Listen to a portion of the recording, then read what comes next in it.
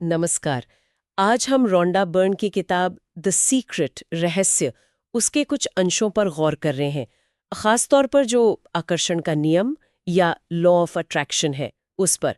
हमारा मकसद ये देखना है कि भाई इन अंशों में इस नियम को कैसे समझाया गया है, क्या कहा गया है इसके बारे में। बिल्कुल। और देखिए, ये विचार कि आप जो सोचते हैं वो बनते हैं, ये कोई नया नहीं है, सदियों पुराना है। मूल सिद्धांत तो वही है कि भाई आप जिस चीज पर ध्यान लगाएंगे, है ना, उसी को अपने जीवन में खींचेंगे। जैसे कहते हैं ना, लाइक अट्रैक्ट्स लाइक, समान चीजें समान को आकर्षित करती हैं। हाँ, ये तो सुना है। पर स्रोत इसे थोड़ा और आगे ले जाता है। ये कहता है, सोचिए कि आपके विचार एक तरह की ऊर्जा हैं, एक फ्रिक्वेंसी, एक कंपन, और ब्रह्मांड वो इसी फ्रिक्वेंसी पर रिस्पॉन्ड करता है। अच्छा, मतलब जैसे रेडियो स्टेशन ट्यून करते हैं। हाँ, कुछ वैसा ही। तो अगर आप लगातार कमी के बारे में सोच रहे हैं, तो आप कमी वाली फ्रिक्वेंसी पर हैं, नतीजा और कमी आकर्षित होगी। लेकिन अगर ध्यान प्रचुरता पर है, तो प्रचुरता आएगी। और यहीं पर वो भावनाएं बहुत महत्वपूर्ण हो जाती हैं ना।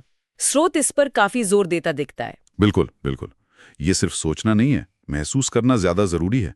स्रोत कहता है कि अच्छी भावनाएं जैसे खुशी, प्यार, कृतज्ञता, ये संकेत हैं कि आप सही रास्ते पर हैं, अपनी इच्छाओं के साथ सिंक में हैं। और बुरी भावनाएं जैसे डर, गुस्सा, निराशा। वो एक तरह का अलार्म है, संकेत कि भाई आपकी सोच, आपकी फ्रीक्वेंसी वो आपके लक्ष्य से मेल नहीं खा रही, ध्यान बदलने की जरूरत है। स्रोत में एक जगह कहा भी है, आपकी भावनाएं आपके जीवन को बनाने का सबसे बड़ा साधन है।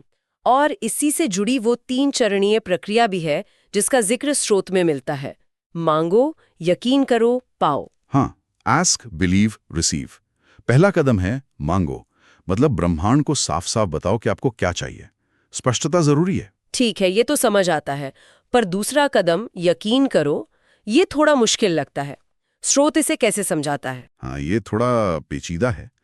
स्रोत के मुताबिक यकीन करना सिर्फ उम्मीद रखना नहीं है।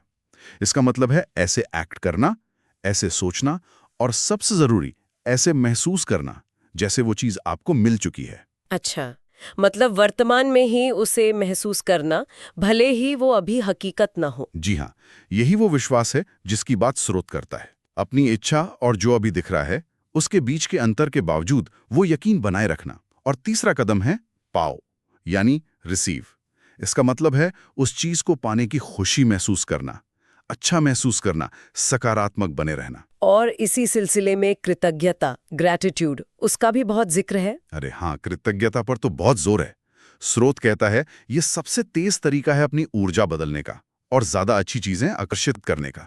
जब आप उन चीज़ों के लिए शुक्रगुजार होते हैं जो आपके पास हैं, छोटे से छोटी चीज़ भी, तो आप यूनिवर्स को एक तरह का सिग्नल भेजते हैं। बिल्कुल।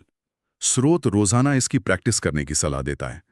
एक लिस्ट बनाना या बस मन में सोचना। ये बात दिलचस्प है कि स्रोत कहता है, हम अपनी जिंदगी के निर्माता हैं, क्रिएटर, शिकार नहीं। हाँ, ये एक बहुत बड़ा आइडिया है इसमें।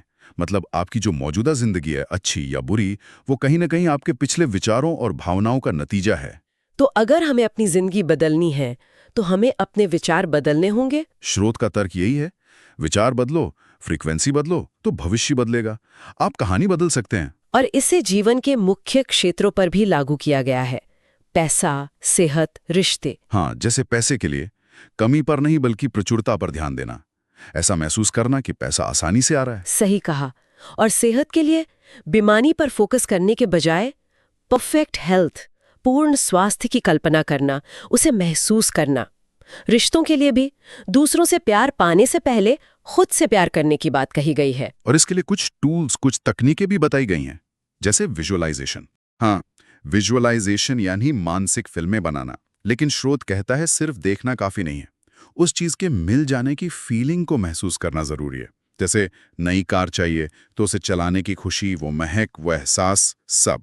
और अफर्मेशन यानी सकारात्मक वाक्य दोहराना। जी, वो भी।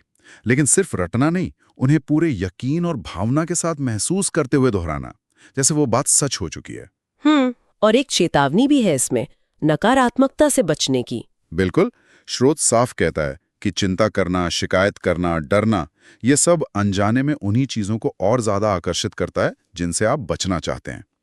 सलाह यह है कि जैसे ही कोई नेगेटिव विचार आए, उसे पहचानो, और फौरन किसी अच्छे पॉजिटिव विचार से बदल दो। थोड़ा मुश्किल है, पर प्रैक्टिस से हो सकता है। तो कुल मिलाकर ये सिर्फ मन में सोचने या विशफुल थिंकिंग की बात नहीं है। नहीं, स्रोत इसे इंटेंशनल थिंकिंग कहता है। मतलब जानबूझकर अपनी सोच और भावनाओं को चुनना। ये एक तरह से अपनी मानसिकता, अपनी भावनाओं, अपने विश्वासों पर काबू पाकर अपनी मनचाही जिंदगी बनाने का तरीका बताता है। जैसा स्रोत में एक जगह कहा है, आप अपने जीवन के माइकल एंजेलो हैं। आप अपनी हकीकत खुद गढ़ रहे हैं। ये सोचने वाली बात है। और जाते जाते एक सवाल श्रोताओं के लिए भी छोड़ जाते हैं।